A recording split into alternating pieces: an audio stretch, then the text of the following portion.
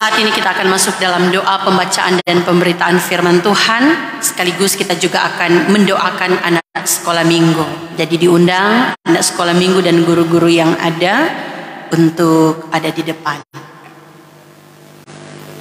Mari kita satu di dalam doa, kita berdoa. Tuhan Yesus, Gembala kami yang baik, sahabat anak-anak. Di saat ini kami hendak membaca merenungkan berita firman-Mu. Baik kami sebagai orang dewasa tetapi juga anak sekolah minggu. Mereka akan berpindah tempat ke pastori 1 lantai 1. Biarlah Tuhan yang akan memberkati semua anak-anak sekolah minggu yang boleh hadir beribadah, tetapi juga memberkati guru-guru yang akan menyampaikan kabar sukacita bagi anak-anak yang ada. Biarlah firman-Mu ini yang akan terus menjadi pegangan bagi kami, bagi mereka di dalam menjalani kehidupan, tetapi juga bagi kami semua sebagai jemaat yang boleh ada di ruangan ini. Biarlah dengan hikmat yang berasal daripada-Mu, kami pun dapat memahami, mengerti akan firman yang akan kami baca dan renungkan bersama. Karena kami mengaku ketika kami hanya mengandalkan kekuatan kepintaran kami sebagai manusia, maka kami akan gagal untuk mengerti, memahami, bahkan menerjemahkan firman-Mu di dalam kehidupan setiap hari. Di dalam nama Tuhan Yesus yang adalah firman kebenaran dan hidup, kami berdoa kepada-Mu. Amin. Saat ini kita akan membaca Alkitab, dan di sepanjang minggu yang berjalan ini sebagai warga Gereja Masehi Injili di Minahasa, kita dituntun melalui Injil Lukas pasalnya yang ke-12 ayat 22 hingga ayatnya yang ke-34. Sekali lagi Injil Lukas pasalnya yang ke-12 ayat 22 hingga ayatnya yang ke-34. Di bawah perikop hal kekhawatiran, Yesus berkata kepada murid-muridnya, "Karena itu aku berkata kepadamu, janganlah khawatir akan hidupmu, akan apa yang hendak kamu makan, dan janganlah kamu khawatir pula akan tubuhmu, akan apa yang hendak kamu pakai. Sebab hidup itu lebih penting daripada makanan, dan tubuh itu lebih penting daripada pakaian. Perhatikanlah burung-burung gagak yang tidak menabur dan tidak menuai, dan tidak mempunyai gudang atau lumbung, namun demikian diberi makan oleh Allah. Betapa jauhnya kamu melebihi burung-burung itu. Siapakah di antara kamu yang karena kekhawatirannya dapat menambahkan sehasta pada jalan hidupnya? Jadi, jikalau kamu tidak sanggup membuat barang yang paling kecil, mengapa kamu khawatir akan hal-hal lain? Perhatikanlah bunga bakung yang tidak memintal dan tidak menenun. Namun aku berkata kepadamu, Salomo dalam segala kemegahannya pun tidak berpakaian seindah salah satu dari bunga itu. Jadi, jika rumput di ladang yang hari ini ada dan besok dibuang ke dalam api, demikian didandani Allah, terlebih lagi kamu, hai orang yang kurang percaya. Jadi, janganlah kamu mempersoalkan apa yang kamu makan atau apa yang akan kamu minum, dan janganlah cemas hatimu. Semua itu dicari bangsa-bangsa di dunia yang tidak mengenal Allah. Akan tetapi Bapamu tahu bahwa kamu memang memerlukan semuanya itu. Tetapi carilah kerajaannya, maka semuanya itu akan ditambahkan juga kepadamu. Janganlah takut, hai kamu kawanan kecil, karena Bapamu telah berkenan memberikan kamu kerajaan itu. Jualah segala milikmu dan berikanlah sedekah. Buatlah bagimu pundi-pundi yang tidak dapat menjadi tua, suatu harta di sorga yang tidak akan habis, yang tidak dapat didekati pencuri dan yang tidak dirusakkan lengat. Karena di mana hartamu berada, di situ juga hatimu berada." Demikianlah firman Tuhan. Berkati oleh Tuhan kita Yesus Kristus. Tema mingguan kita di sepanjang minggu yang berjalan ini yaitu jangan khawatir, Tuhan Yesus memelihara hidupmu. Khawatir dalam Kamus Besar Bahasa Indonesia adalah perasaan takut, cemas, gelisah terhadap sesuatu yang belum pasti. Ada di antara kita yang tidak pernah merasa khawatir? Boleh angkat tangan. Ada? Ya, saya rasa tidak ada. Semua manusia yang hidup di dunia ini pasti pernah merasa khawatir, pasti pernah merasa takut dan cemas ataupun gelisah.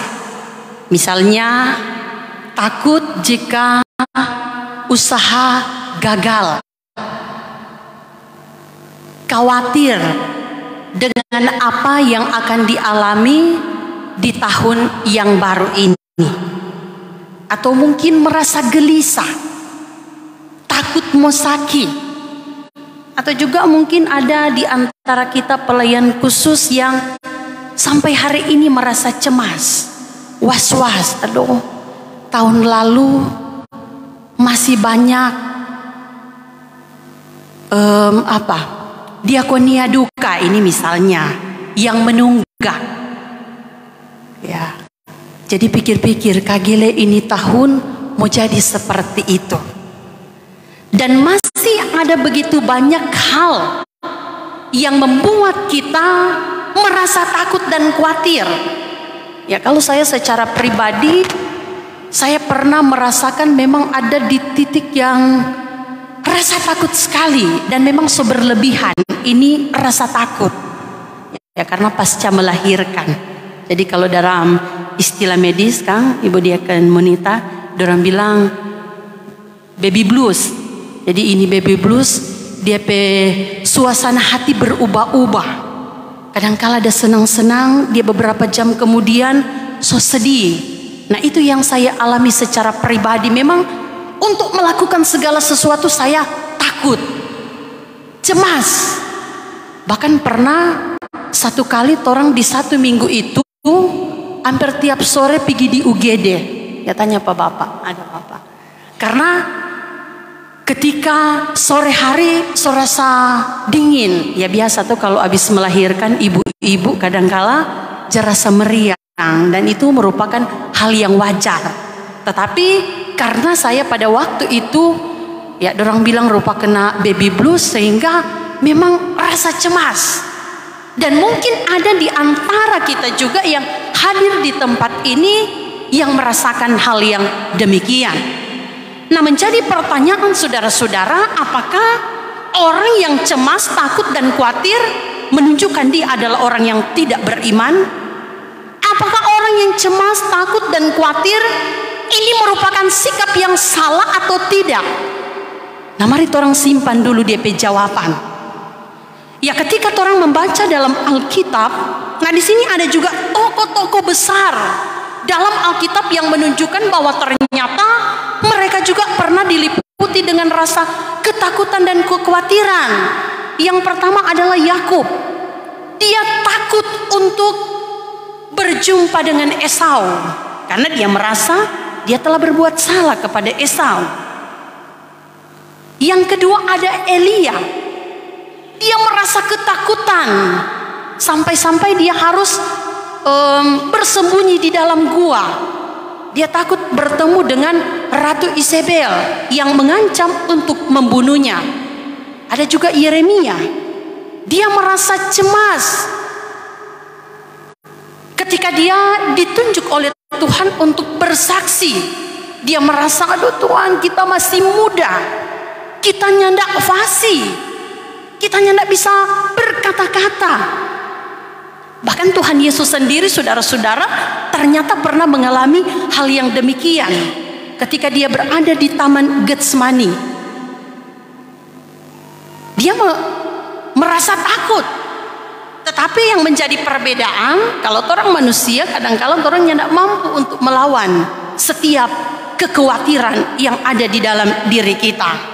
Tetapi Yesus, dia tidak membiarkan ketakutan ataupun kekhawatiran memimpin hidupnya. Dia percaya kepada Bapa dan menyerahkan semuanya kepada Bapa. Nah, saudaraku yang kekasih di dalam Tuhan kita Yesus Kristus, rasa takut ataupun khawatir adalah karunia Tuhan. Dengan karunia ini kita pun mempunyai kepedulian, sayang, cinta, dan kasih kepada orang lain. Karunia ini juga diberikan Tuhan sebagai rem dalam hidup kita. Contoh kalau orang misalnya membawa kendaraan motor, kalau orang lihat di muka ada anjing, ya jangan orang gas, berarti mesti rem. Karena kalau orang gas, ya apalagi kalau di kampung, ya satu kampung mau dusuk pada orang. Nah, kita direm untuk tidak berbuat dosa. Nah, misalnya juga ada orang yang melakukan korupsi. Nah, selalu ada perasaan was-was, takut dan cemas. Aduh, jangan sampai dorang mau dapat tahu. Nah, saudaraku yang kekasih di dalam Tuhan kita Yesus Kristus, sadarlah bahwa pada saat itu kita sedang direm untuk tidak melakukannya. Rasa takut dan khawatir merupakan lampu merah supaya kita tidak meneruskan akan kesalahan yang kita lakukan. Nah, saudara-saudara, kalau rasa khawatir, cemas, takut itu baik dan manusiawi, nah menjadi pertanyaan, mengapa Tuhan dalam bacaan kita di saat ini mengatakan supaya kita tidak boleh khawatir di dalam hidup ini. Kalau orang baca dengan simak bagian firman Tuhan, ya orang akan melihat ya ada dua hal yang mau disampaikan dalam bacaan firman Tuhan di saat ini. Kalau yang pertama, khawatir yang pada tempatnya itu baik, seperti yang sudah saya sampaikan tadi. Tetapi khawatir ketika sebenarnya tidak perlu khawatir, nah itu yang salah ketika orang merasa ketakutan yang berlebihan. Nah, itu yang ditekankan oleh Yesus di dalam ayatnya yang ke-23 dalam bacaan firman Tuhan dikatakan, sebab hidup itu lebih penting daripada makanan dan tubuh itu lebih penting dari pakaian. Nah, misalnya ada orang yang ingin menjadi kaya, memiliki rumah megah. Nah, ia khawatir kalau apa yang dia harapkan itu tidak terjadi. Makanya dia rela menghalalkan segala cara hanya untuk mendapatkan apa yang ia inginkan.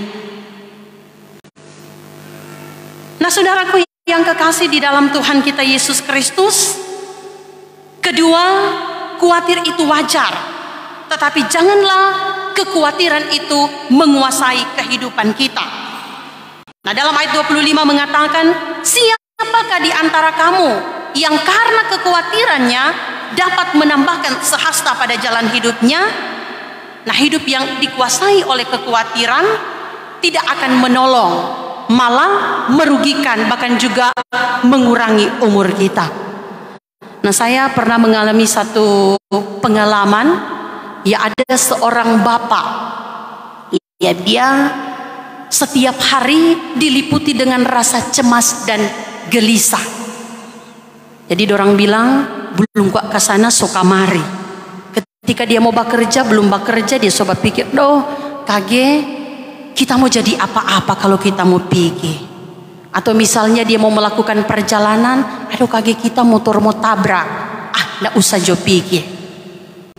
Dan bapak ini dia datang berkonsultasi dengan para pendeta. Jadi dia sharing apa yang dia alami, karena dia merasa itu bukanlah hal yang wajar. Dia tidak puas Pak pendeta satu, dia pindah lagi, ya pendeta yang lain. Dan pada akhirnya ya ada satu pendeta yang dia dengar, ini pendeta kata diberikan karunia untuk menyembuhkan. Pergilah bapak ini ke tempat itu. Dan memang dia merasa ketika dia sharing, menyampaikan apa yang dia alami, dia berbicara dengan pendeta itu, dia kata rasa plong, dia rasa nyaman, bahkan dia tidak merasa gelisah. Akan tetapi besoknya kambuh lagi, begitu seterusnya. Berarti tidak ada rasa kepuasan. Dan hal-hal seperti ini, saudara-saudara, jika orang biarkan, ya lama-lama mau jadi apa? Menjadi gila, toh? Kalau orang tidak bisa melawan akan rasa kekhawatiran atau juga ketakutan di dalam kehidupan kita. Orang yang hidupnya dikuasai oleh kekhawatiran adalah orang yang hidupnya tidak dikuasai oleh Tuhan. Ia hanya berpegang kepada kekhawatirannya, bahkan tidak berpegang lagi kepada Tuhan. Nah, selanjutnya saudara-saudara, dalam bacaan firman Tuhan di saat ini ada gambaran tentang burung gagak dan bunga bakung yang dipelihara oleh Tuhan, merupakan bukti nyata bahwa kasih Allah lebih besar bagi manusia daripada makhluk hidup lainnya. Ya, karena sebagai manusia orang adalah makhluk yang paling termulia yang diciptakan oleh Tuhan. Ya, sedangkan burung gagak yang najis sekalipun Tuhan pelihara. Tuhan juga memberikan lingkungan habitat yang cukup. Demikian juga tumbuhan seperti rumput di ladang yang hanya hidupnya sehari, tetapi Tuhan memberikan keindahan, Tuhan memelihara, apalagi kehidupan kita sebagai umat manusia. Ya, ini mau mengingatkan kepada kita agar supaya orang jangan pernah merasa takut dan khawatir di dalam menapaki kehidupan ini. Nah, dari perenungan firman Tuhan di saat ini, Tuhan mau menyampaikan kepada murid-muridnya, ngoni belum percaya. Padahal banyak mujizat-mujizat yang telah dikerjakan oleh Tuhan di dalam kehidupan mereka. Ini juga yang mau ditegaskan bagi orang sebagai orang percaya. Tahun 2022 tentu ada banyak pengalaman iman yang boleh orang rasakan, yang diizinkan Tuhan terjadi di dalam kehidupan kita, dan menjadi bukti nyata sampai hari ini orang boleh menikmati nafas kehidupan. Orang masih dianugerahkan kesempatan untuk boleh ada dan berkarya di dalam kehidupan ini. Karena itu orang terus mengintrospeksi diri, mana yang salah, Tuhan atau orang. Ya, orang kadangkala sebagai manusia meragukan kemahakuasaan Tuhan. Padahal dalam firman Tuhan selalu dikatakan bahwa janji Tuhan adalah ya dan amin. Kasih setia Tuhan tidak pernah berkesudahan di dalam kehidupan kita sebagai orang percaya. Karena itu apapun situasi kondisi yang kita alami di dalam kehidupan ini, marilah kita datang kepada Tuhan. Kita mengungkapkan apa yang kita alami dan kita rasakan. Ya, karena kalau orang cuma pakai orang pikiran sendiri, maka orang akan mendapatkan hal yang mengecewakan. Ya, tentu kalau orang nyandak berpegang kepada kebenaran firman Tuhan, orang akan menjadi pribadi yang mudah putus asa, mudah menyerah dengan setiap keadaan yang ada. Saya selalu mengatakan, jangan sampai keadaan yang mengalahkan kita, tetapi kitalah yang harus mengalahkan setiap keadaan yang ada. Firman Tuhan di saat ini mengingatkan kita ada jaminan pemeliharaan Allah, bahkan keselamatan dalam kehidupan kita. Karena itu hadirkanlah Tuhan di dalam kehidupan yang kita jalani. Mari orang menaruh pengharapan kepada Tuhan. Orang berpikir memberikan apa yang orang inginkan. Karena Tuhan tahu apa kehidupan ini. Tuhan memberikan, menyediakan selalu indah dan tepat pada waktunya. Waktu Tuhan berbeda dengan waktunya kita manusia. Kalau orang manusia mungkin orang suka apa yang orang minta Pak Tuhan langsung dijawab. Tetapi ada yang kata orang banyak menuntut ini dan itu, tetapi pada kenyataannya dengan mau ibadah orang malas. Cuma tergantung mood. Kalau suka mau ibadah pergi, kalau nyanda ya nyanda.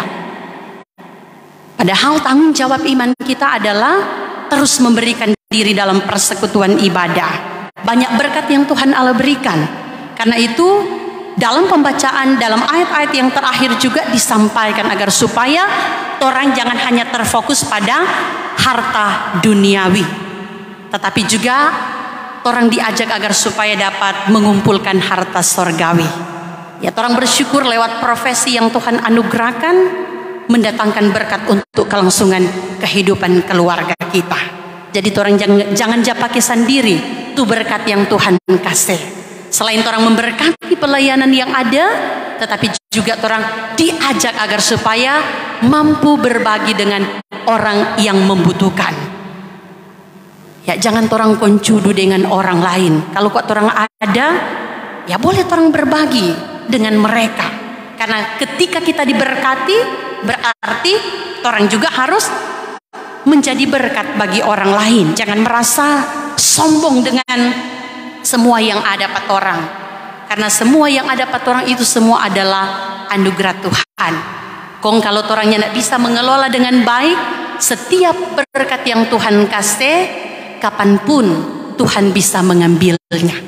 Karena itu di tahun yang baru ini, karena masih momen tahun baru, masih bulan Januari, ya orang terus memperbaharui kehidupan yang kita jalani. Kalau di tahun 2022 merasa masih banyak kali terfokus dengan harta duniawi, berarti di tahun ini orang harus membuat satu komitmen iman agar supaya orang terus berusaha untuk mengumpulkan harta sorgawi.